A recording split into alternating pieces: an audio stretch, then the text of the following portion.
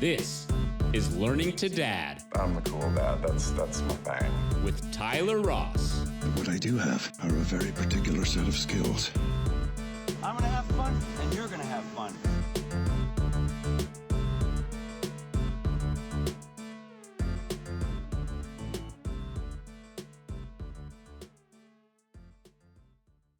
Hello, welcome to Learning to Dad. My name is Tyler Ross, and today I'm here with Chris Campbell. Thanks for being here. Yeah, man, this is great. Really appreciate it.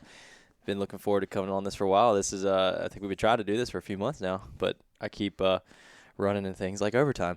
Yeah, So, right, working hard. Yep. Well, and I remember specifically meeting you for the first time. I don't know if you remember this. I was in line getting ready at the town hall, getting ready to speak on behalf of the Walker Drive project. I do remember that, yep. And we got to chat briefly, and I immediately found you to be like super welcoming and kind. And then the more I get to know you, you're just freaking interesting. I mean, like, so much that we've talked about, like, there's so much more, because I was looking through your Facebook feed, and I'm like, all right, you got two boys. I know you've talked about being in finance before. I know you've talked about racing motorcycles or dirt bikes. I saw that you were nominated for a life-saving award as you're working in the Warrenton Police Department. Yes, sir. You're a pastor, and I did not know, but apparently you're hell on the drums too. I like to, I do. I like to play drums every now and again, but yeah. That's and on top of that, one of the times we get together often for this Boys and Girls Club Christmas thing that Lindsay and Forston and I get, and that you've been so gracious to participate in. And when you started talking to those kids in a group, I was just in awe at the way that you commanded their attention in such a, I don't even know how to describe it. Like, I feel like I don't have that in me. It was just you ease and just know how to speak to them on their level, and I was just totally inspired by that. Yeah. Well, I appreciate the kind words, and man, it's been since I moved up here from Harrisonburg. I used to live in Shenandoah County. Moved up here from Harrisonburg in about 2008, 2009. And man, the opportunities to get involved in the community here have just been unbelievable. So I've made it a point in my life to really make the most out of every single opportunity. And if I'm gonna do something, I'm gonna give it 100% while I'm doing it, best I can. And it's served me well. And man, the opportunities just keep coming. I love it. I have a blast. I try to have just a fun life, and you have to. My line of work, you just gotta have fun. So. Yeah, and this is coming from somebody who was shot in your line of work. Yes, yeah, that was quite an ordeal. We're coming up on a year now. Is it really? Yeah, it's coming up on a year since that happened, and very thankful for the community that really rallied behind me and my family when we were going through all that. Scary time. Don't ever recommend getting shot. It doesn't feel too good. Yeah, so well, I was scary. following it in the paper really before I got to know you, and still getting to know you. Yeah. But I'm looking forward to having that conversation with you. One, how it impacted your life, because it's such a traumatic. Oh yeah. It peaks. It spikes the meter in a lifetime. And then also just clear up some gossip of what people said happened and who it happened to and where it happened. Yep. So it'll be interesting to talk about. No problem. So as you know, the purpose of this podcast is to talk to people that I perceive to be like really good parents and also really great and dedicated at what they do in their job, and finding the ideas that allow people to try to do both. Fantastic, yeah. So I'm insanely humbled that you thought of me, and very thankful, man, and it means a lot. Yeah. So hopefully it give you a little bit insight in how I do things, and man, I keep learning. I believe you got nothing but wonderful things to share, and people will draw a lot from this. I'm already confident. But yes, sir. I like to start with a little bit of background. So you grew up in Harrisonburg, Shenandoah County, like. Yep. You were there until you were how old? I moved up here at 23. Okay. So born and raised in a little place called Ware's Cave. It's about 10 miles south of Harrisonburg. Everyone knows Harrisonburg because of JMU. Grew up, I got two little brothers. I'm the oldest of two little brothers. And, man, I had a great childhood, man. I really can't. I wish and hope and pray that I can give my kids the same childhood I had, because I had everything, man. I had we raced motorcycles. I played drums. Had parents that fed us and supported us, and took us to the lake every weekend to, go jet skiing and tubing, and it was just a blast. Had a really, really, really good childhood, and, things happen. My parents ended up separating towards the end of my high school year, and, basically I had a ride to go to Liberty University to play drums. I was very involved with my church, and I wasn't able to go after my parents split, so ended up staying back in Harrisonburg instead of going to Liberty at 17. Graduated at 17. Blue Ridge Power Sports gave me a full-time job as a salesman there, learning how to talk to people properly, and really I'm grateful at that age because I learned how to manage money. I learned how to speak confidently to people and communicate and work on those communication skills. But at the same time, it was tough. After my parents left, I stayed at the house. It was me and my brother, and I worked full-time to basically keep the place afloat. I paid the mortgage. I paid the electricity bills. And there were times where he and I would, sit around eating mac and cheese in the dark because we couldn't afford to turn the electricity bill on. And those were tough times at 17, 18 years old. And I think that's kind of out of those hardships, I think that's really what drove me to what I am today and why I approach things the way I approach things. Because I never want to go back to that point. I never want to go back to that time where I'm like, sitting on a floor in the dark because I can't afford to do it. And really it's really pushed me to want to help people that may be in that position. Did you have people help you? Not really. I mean, I had the people at my work that were obviously supportive of me and trying to, help me out as much as they could. And I owe them a lot. But, everything ended up working out. A few years after that, got a great relationship with both my parents now, and brothers are doing really well. They're all still back in Harrisonburg, but I met Charity, my wife. She was a student at JMU when I was at a church down there helping out. We got together, and then I came up here to help her dad launch a church, New Hope Church. They meet over at Highland School now on Sundays. Okay. Man, which is packed. Yeah. And did that for about 5 years, and it was great. And I just since early teens, I just felt this call to work in law enforcement. And I ran from it for years. Yeah. I would try a little bit, and then it wouldn't work out. I wouldn't get into the agency I was trying to get to, and I kept trying and I kept trying and I kept trying. It just wasn't working. And so I never gave up. I mean, it was I applied to different agencies from 2008 to 2015, and then gave up in 2015, and then was finally okay, I'm just going to let this go. This is a dream that just didn't happen. And I remember sitting in the hospital up at RMH after my first son was born. Mm-hmm. And I remember he was sitting, he was in his little bassinet, brand new baby, and I'm in the corner. I couldn't get it out of my head that I needed to fill out one more application, and I did. Yeah. And so everything started working out real well, and I got an opportunity with Warrenton, and it has just been a blast since, man. And I think that I may not have been ready back in 2008, 2009. Yeah. So keep learning, and I think what it is it just all built up. So whenever I got the opportunity, the floodgates just opened, and I just let the town have everything that I could give it. Yeah. And really tried really, really, really hard to do everything I can to be a sponge to mentors around me, but also do what I can to help elevate everyone else around me too. So I want to jump back a minute from 17 to 23. Yeah. You had a wonderful childhood.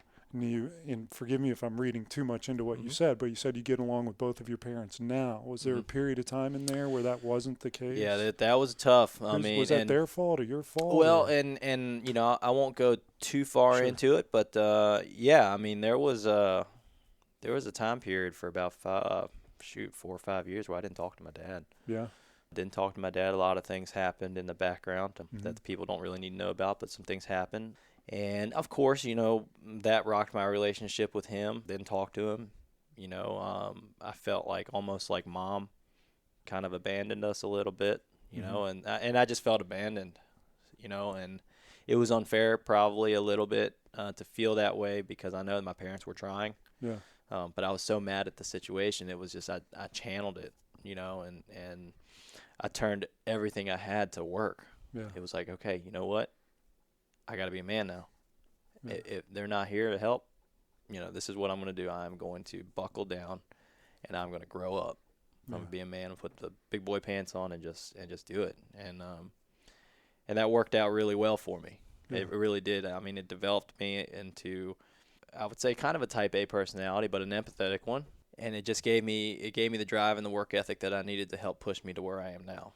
So I don't know that there are going to be a lot of 17 to 23-year-olds listening to this podcast. Yeah. But if I could ask you to put yourself as that person again, is there anything that, you know, parents who are not reconciled with their kids or, you know, having an experience like that, is there anything that you would have liked to hear from your parents that maybe another parent could say to their kids to try to close the gap and start a relationship? Yeah, absolutely. No, and that's a great question to ask. Basically, if I could encourage parents to do anything, it is so hard as a parent, and I'm thinking this now as a parent, but it is so hard as a parent of a teen, to humble yourself enough to look them in the eye and say, I made a mistake. Mm-hmm. You know, I can't imagine what that would be like. You know, put myself in my parents' shoes to do that, but that's what I needed at that time. Yeah. You know, eventually I got it. Mm-hmm. You know, and you were ready to hear it. Yeah, and I think I was ready to hear it throughout that whole thing, but I don't know that they were ready to give it. Yeah. You see what I'm saying? You think parents that have that kind of relationship with their kid or lack of relationship is a result of pride or not knowing? I honestly think my parents felt like they let us down. Yeah. And I think that and maybe some embarrassment there. Yeah. I think that definitely some pride. You know, my dad is a great man who will do anything for anyone. Yeah. You know, one thing that I think he's always struggled with is putting himself first, right? You know, that being said, I think there is just one part of him that he does keep to himself. Yeah. You know, and that's some of that pride, and I think it's tough. I think it's tough for him to humble himself, and really, it's a hurtful thing.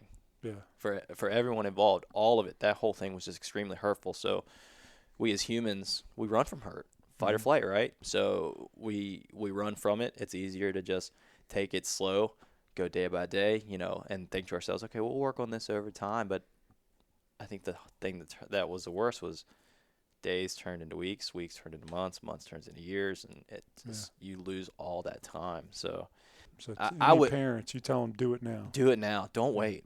I mean, it is going to be so hard. Yeah. But and also don't worry about asking for outside counsel. Like, I'm a huge fan of counseling. Yeah. Bring someone else in that you guys trust, that can sit down with you and have those hard conversations. Your children. I mean, that's blood, man. Yeah. And that's the most important thing. You know, to have those conversations and to open up those avenues of communication so that you can reconcile, so that you can have those relationships that I think a mother-son, mother-father, you know, father-son should have. Yeah. You know, and that's what I only hope to do with my kids is keep encouraging them, keep loving them. Yeah. You know, and keep supporting them emotionally as much as I can too. When I was about, I want to say 16 or 17, might have been 15, I had a breakthrough with my dad. Yeah. And it came with tears and a lot of crying. And did you have that experience when you reconciled with your parents? I mean, I'm getting at vulnerability and masculinity and generational differences. Like, my dad's dad was different than my dad is different than me. Like, yeah. For me, it was there was a point, and I want to say it's probably 2007. You know, my dad turned to alcohol right after the divorce, you know, in 2004. So he got pretty involved with the bottle. 2006, 2007, he almost died. He had liver failure. They found him unconscious in his apartment. I mean, and I remember going to the hospital and seeing him in there, and he was yellow. And that's what happens kind of whenever you have liver failure and you got alcohol and you know, life support and the whole thing. So I think that at that point it was like, okay, this just got real. There is no more days. There is no more weeks. There is no more months. There is no more years. I mean, it is like right now we got to fix this because, I mean, he's going to die, you know, and I don't want to, personally, I don't want to live the rest of my life knowing that, okay, I could have helped foster that too. Yeah. You know, it takes everyone. It takes people on both sides. Perfect relationships aren't 50-50. They're 100-100. You know, sometimes it's going to be 80-20. Sometimes it's going to be 90-10. You know, sometimes it's going to be 0-100. But yeah, that was it for us. I mean, after that happened, I mean, it was like we started to open up avenues, and it was like, hey, you know, it's like, hey, Dad, how you doing? You know, how you feeling better? Blah blah blah, and then that turns into laughing and joking around, and then that turns into reminiscing, and then it works. That's awesome. So, jumping back to where you were leading up to filling out that last application, what do you think was the obstacle for those 5 years of applying? Well, I mean, I think just in real practical senses, there was a time where I've got a letter I still keep from the state police because I really wanted to go work for state police, and it was due to the current economic climate, you know, because back in 2008 and 2009, everyone was on a hiring freeze, and I think that was a lot of it. I know, and this is just me being as transparent as I can. I know with like Prince William, I tried with them a couple of times. I got letters from them that said there are more qualified applicants. I have no military, I have no college. Yeah. Basically, I'm a nobody, you know, right? But my only hope was, okay, let me just get in front of somebody. Let me talk to somebody. Let me explain my story. And I promise you, if you let me do that, it'll want you to, you'll be inclined to give me a chance. Just let me try it. And I got that chance. And I sat down with Chief Battle at the time and told him, and I think he saw it. He's like, okay, all this kid needs is an opportunity. Just let him run. And he gave it to me. And it was, you know, it wasn't easy. I had to work my ass off. Yeah. Still do. Sorry for the language. But, you know, and that's just what it is. I mean, I think that we tried really, really hard to push forward. I knew what the calling was, and I couldn't ignore it anymore. Yeah. So. Well, so were you working in finance at the time that your first son was born? Yeah. Yep. I was working at Rosenthal Wealth Management in Manassas. Great group of people, and man, they just loved on me. Yeah. Fully supportive.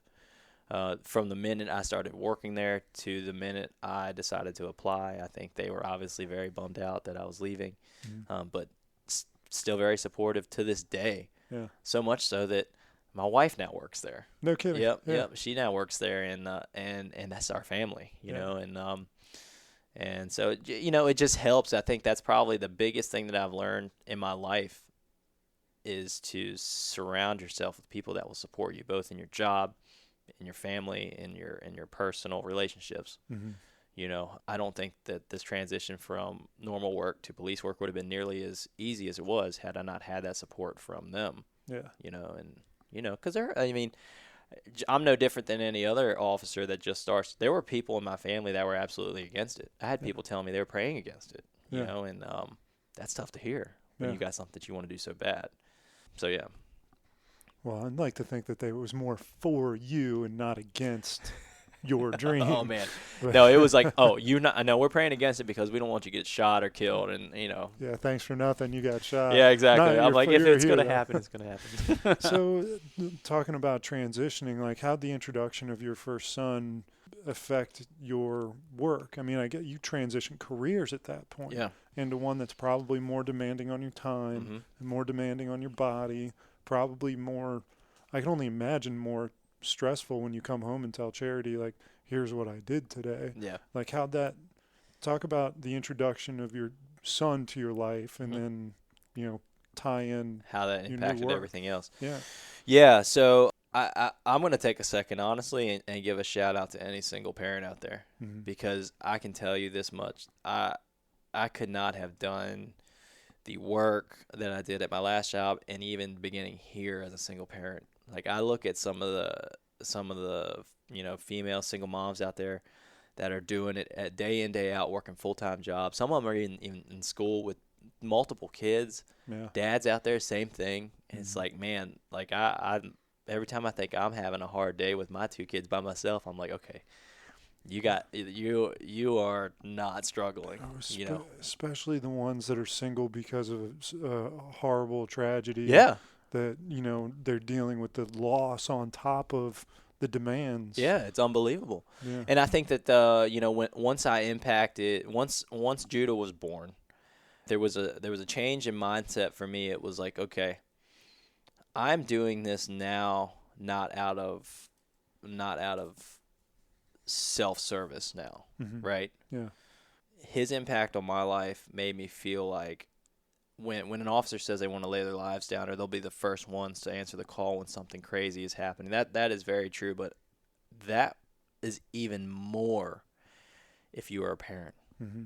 It's like you start thinking about all the kids that are in there. Like I wouldn't have a hard time.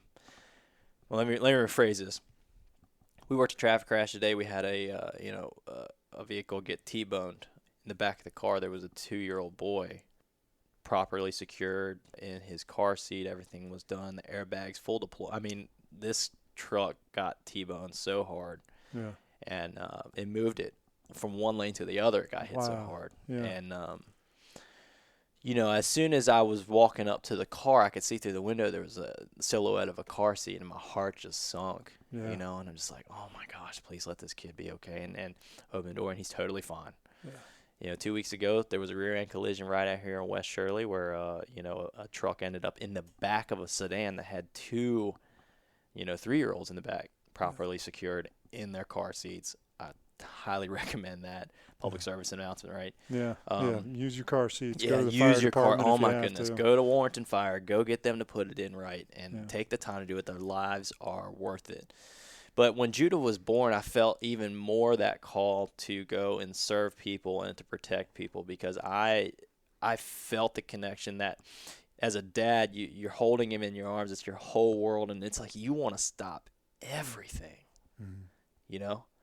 And for me, that bled over to my work, right? And so it was like, as much as I loved working at Rosenthal doing finance, it was like I need to get out and actually help people and go hands-on with people that are in dire emergency and that are struggling with something. I mean, you only call 911 on your worst days of your life, right?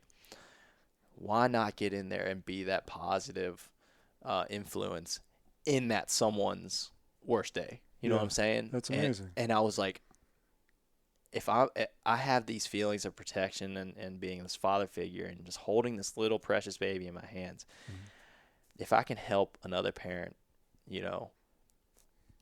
help their kids in those situations, or help people in those situations, be empathetic, be sympathetic, feel it all, and really get out there and try and do something good in the community from a police standpoint. That's what I wanted to do. Yeah. So it was like, okay, you know what? We got to do this. Like I've got to do this, and it was scary because at the same time, it's like, okay, I don't want to get shot, killed, and then have to leave this little guy too. Yeah. Yeah. But that protective nature that I think all of us as men and dads have was even swelled up even more when Judah was born. That bled over my want to be a cop. Yeah.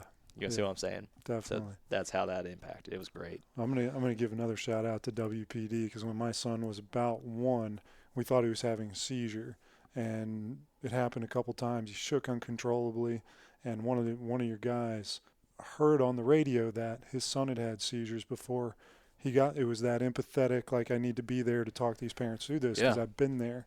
And like, you don't think about that being a police officer. You think about the speeding tickets, parking tickets, car crashes, and I just couldn't be more grateful to that person for calming us down. Ultimately, he was not seizures and everything's fine. Right. But I think the thing it was just so important he was that thoughtful. Yeah, I think, and we have a young department. I think I'm one of the older guys on patrol at 32. Is that right? Yeah, I think we got a lot of early 20s guys, guys that don't have kids yet, and it's coming, and I'm so happy for a lot of them. But I could tell you, man, my biggest thing that I wish I could communicate to the community is that we're cops. We are held to a higher standard, but at the same time, man, we are human. Yeah.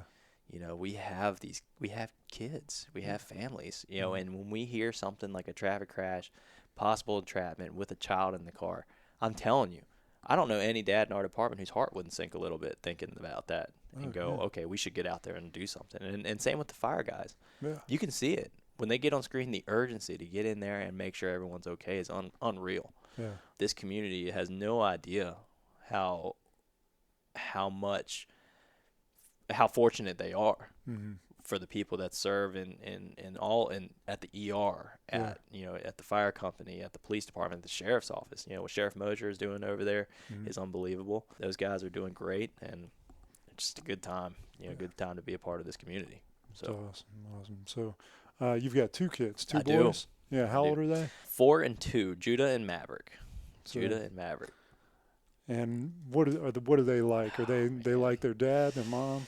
I would say Judah's probably more like his mom. He's a little bit more emotional, although I would say that probably some of my coworkers would say I'm emotional. But he's a little bit more emotional, a little bit more sensitive. But he is the most caring little boy. I mean, he will hug you. He loves running around church and talking to people and grabbing their hands and just being really excited. And he's my best friend, man. Yeah. I mean, I love him to death. And 4 years old, he's testing the limits. You know how it is. So it's awesome. And it almost makes you wonder. It's like, man, did I do that stuff at 4 years old? And I'm like, I probably did way worse. So, and Maverick is 2, terrible 2s. Yeah. So he is really starting to figure out how to use his words and throw temper tantrums. And he weighs almost as much as Judah does at 2, as Judah does at 4. So he's a tank. Strong.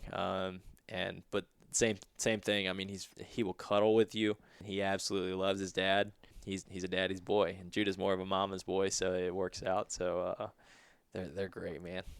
And of course, she wants another one. So is that right? Yeah, yeah. Boy. She wants a girl. Might have to listen to Brian DeCastro's interview. Who's done 1,000 vasectomies. I'll make sure she gets on that. I talked to Jesse Straight, who's got 7 kids. That's. Could you imagine? I can't imagine. Oh my goodness. It's amazing. Dude. But it's a lifestyle. You got to go get a van. Yeah. Got to get a van. You got to go get a loan take out a loan for grocery bills. Right. How do you feed 7 kids? Yeah, well, he's got a farm, so that's true. Which goat or cow or chicken do you want today, guys? Right, Pick but it how out. do you I think the thing that amazes me with these families that have 5, 6, 7 kids, it's like I work a ton of hours, right? Yeah. I do a lot of work with the church, and then I do a lot of special events for the police department in town. Mm-hmm. I'm not complaining. Yeah. But I know what it's like to make sure that you're giving your kids the appropriate amount of emotional input. Yeah. Yeah. How do you do that with the demands on your time? Right. And at for 2 kids, and I'm like, am I doing enough? Yeah. And then I look at parents that are doing the same stuff I'm doing with 5, 6, 7 kids. Yeah.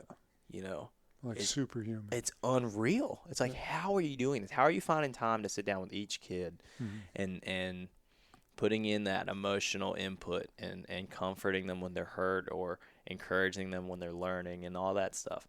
How do you do it? And it's just like unbelievable to me that you can see in the kids that they're absolutely loved, that they're absolutely have those parents there, and it's inspiring. Well, there's been a pretty consistent theme on this conversation, and I don't know if it's been apparent, but I perceived it to be that suddenly people become much more structured and much more scheduled and much more ritualistic and creating habits, because your time changed so much from what was probably very 9 to 5-ish, to being 12-hour shifts off.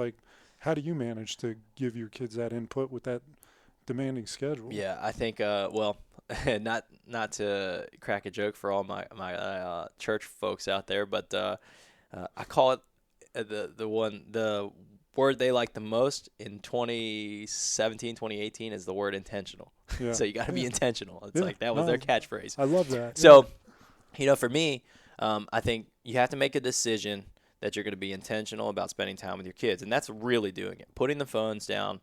Shutting the world off. Don't think about work. Don't think about anything else. Think about taking that Lego man and making him the bad guy so that your son can be the good guy with his. Yeah. See what I'm saying? Yes, exactly. And you've gotta be a regimented, adjusting human. Okay, so for me, My day starts out about 4:30. Yeah. Every shift. So I get up about 4:30.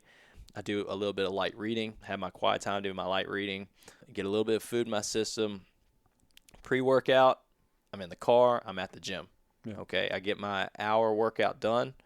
By 6:30, I'm at the police department. Clean up, get dressed, get my gear on, make sure my car is nice and tight and straight, make sure my uniform is nice and tight and straight, make sure I've got all the objectives I need to get done for today written down, voicemails, emails, everything done. And then I get ready for roll call. Sergeant Moran comes in, gives us very, very detailed stuff that we need to do. Mm-hmm. And then so you run through the day. 12 o'clock, or 12 hours later, 7 o'clock on the dot. If you don't get held over, make sure you come home. You got to be intentional about that time you get home. You get home, you walk in the door. And I'm not perfect at this, but this is what I strive for. Yeah. Walk in the door, and it's family time right from the get. It's like you put the phones down. As much as you want to get home and get caught up on Instagram and Facebook and do all that, put the phones down, put the laptop away, hang out with family, find out what's going on with the wife. How is her day going? How are the kids doing? And then, for me specifically, kids go to bed, I jump right into schoolwork because I'm a full-time student.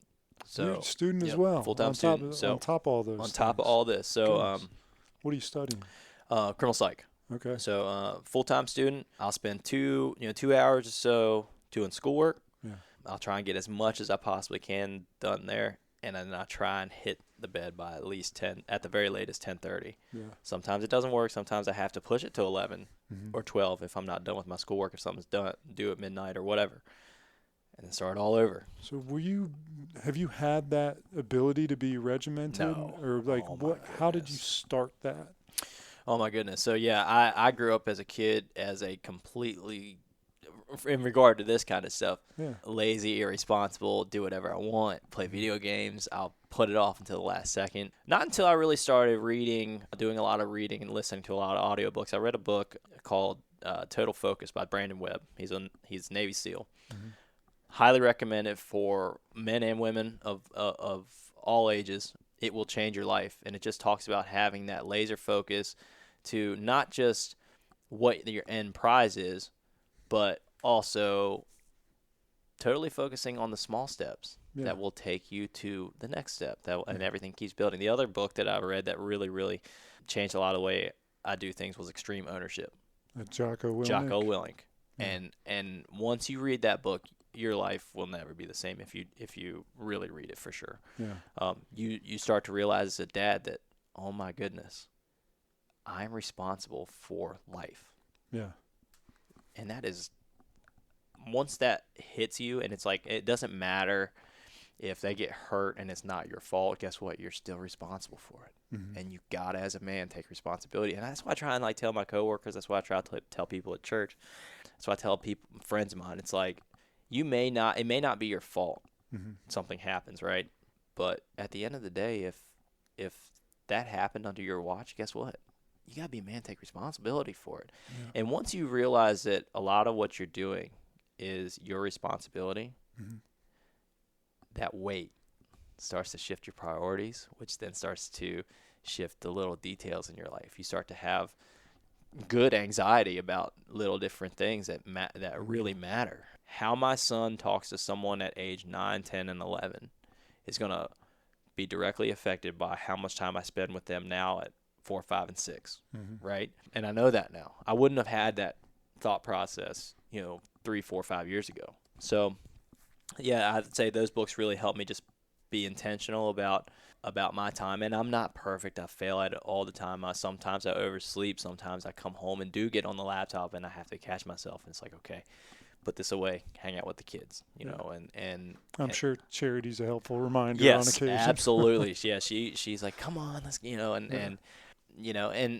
I'm telling you, as a guy that puts in the hours that I do at work with the town, and then being a full-time student and being at the gym super early and just doing all this, there are days where you just want to come home and sit in front of the TV and do absolutely nothing and pick up an Xbox controller and just hang out. Yeah.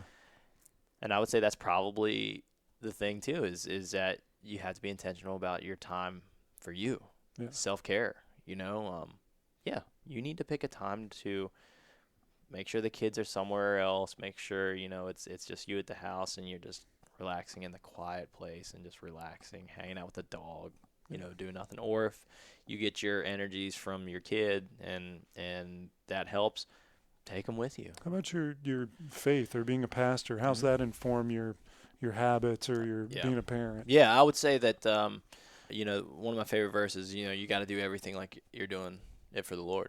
Mm-hmm. And that to me has carried me through my job. Because, I don't have to tell you this. There are times where someone royally pisses you off at work, a supervisor or, command staff member, and then it's like the last thing you want to do as a human is to do any more for that person. Sure. Right? But I ingrained it in my heart and in my soul that no matter what I do, I'm going to do it as if I'm doing it for the Lord. Mm-hmm. And in doing that, that totally takes away everything that a senior person could, do to affect your work ethic, because it's no longer about them. Mm-hmm. You want to, the human side of you wants to spite them, wants to, do all that stuff.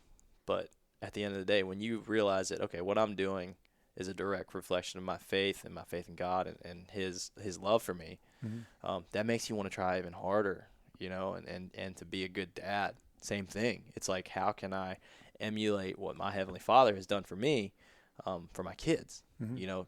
If they're doing something that's really, really making me mad, does God punish me for it? And then I would say no.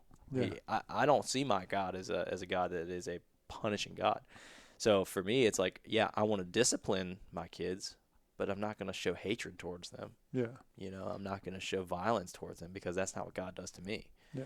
He certainly lets me make mistakes. Mm-hmm. You know what I'm saying? Yeah.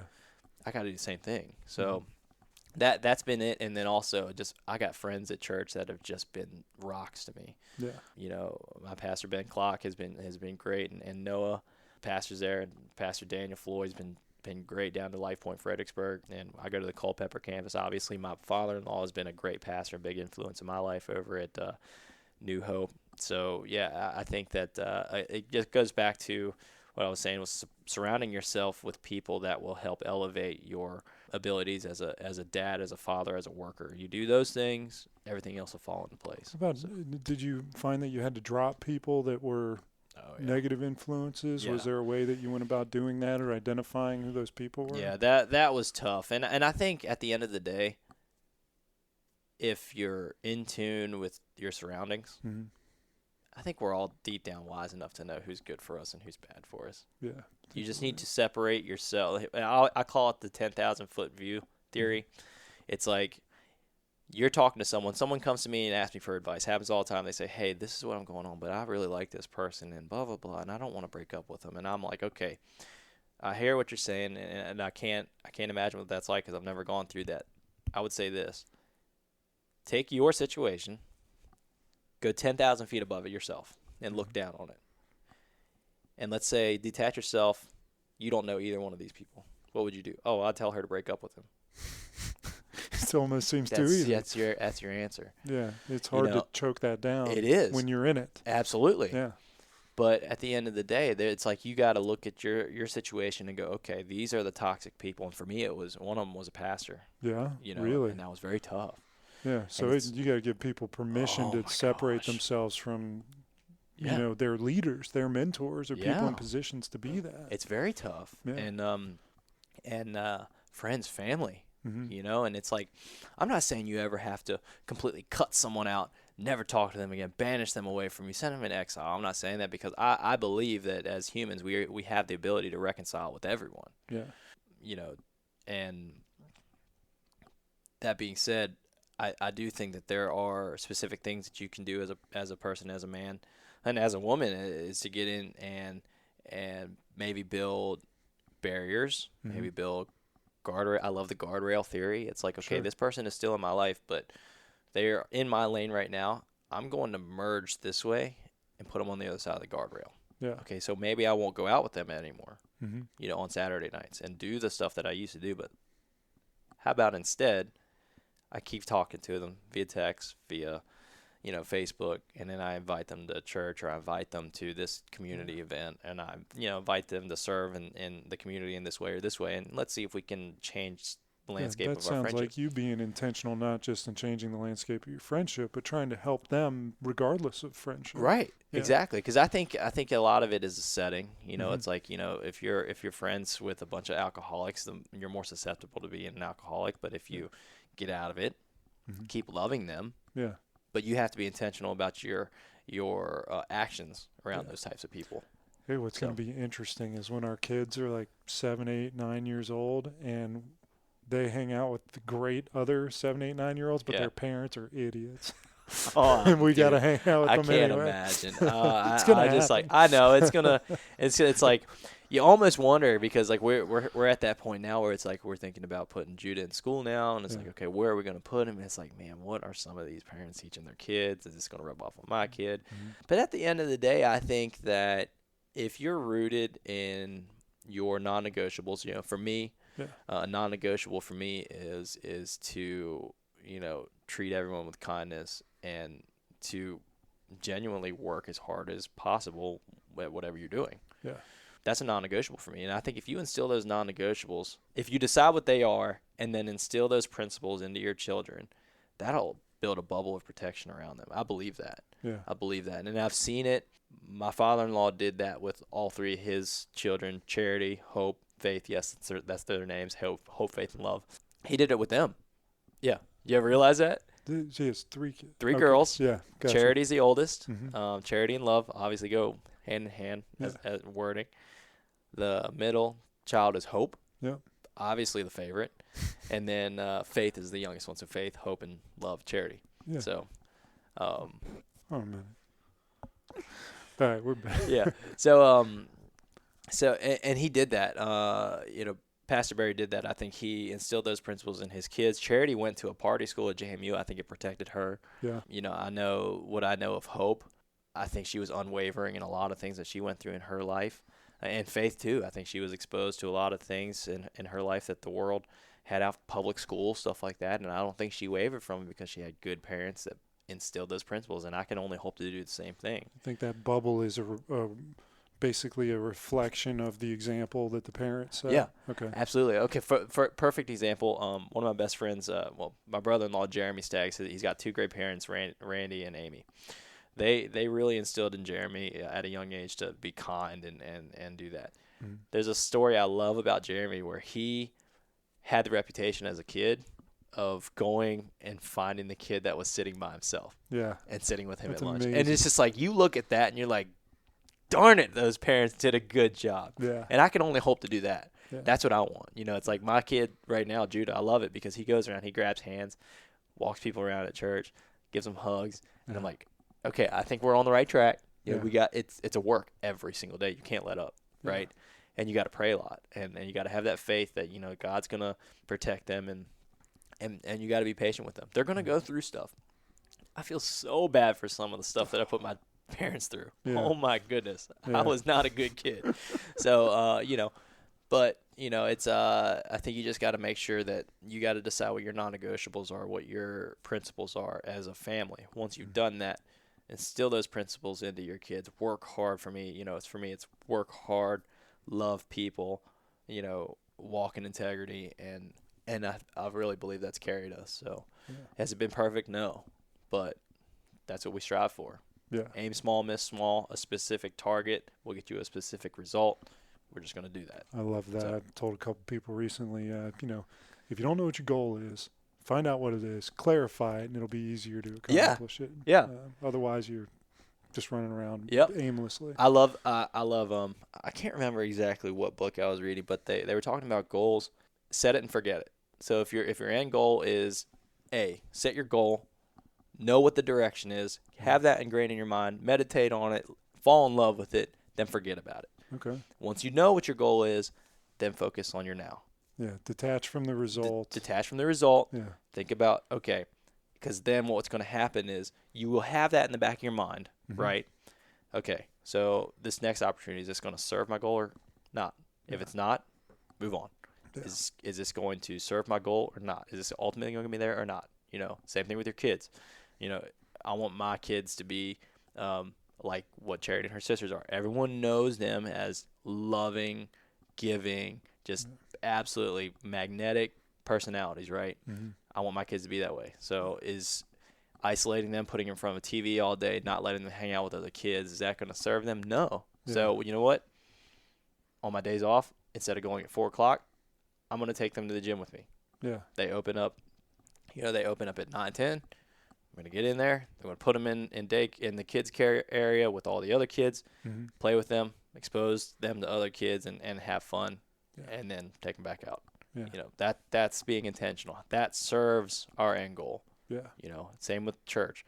Getting there early, putting them with other church kids that have, like principles. It works. I like to reverse engineer things. Like, think, what do I want people to say when I'm dead? Yeah. Like, what do I want to? Yeah, it's nobody on their deathbed wishes that somebody thought they were more of a jerk. Right. Right. Or wish they worked more, or spent less time with their family. So reverse engineering. Hey, this is Tyler Ross here. Thanks for taking the time to listen to part 1 of our interview with Chris Campbell. The next question I ask him in part 2 is about the gunshot wound he sustained during a training exercise as a police officer, as well as getting into a lot of the short answer questions that you may become accustomed to by now if you've been listening to the podcast. So thanks for taking the time to listen to part 1. I hope you enjoy part 2 just as much as I did. I learned so much from Chris in both halves of our conversation. So thank you again, and check out part 2.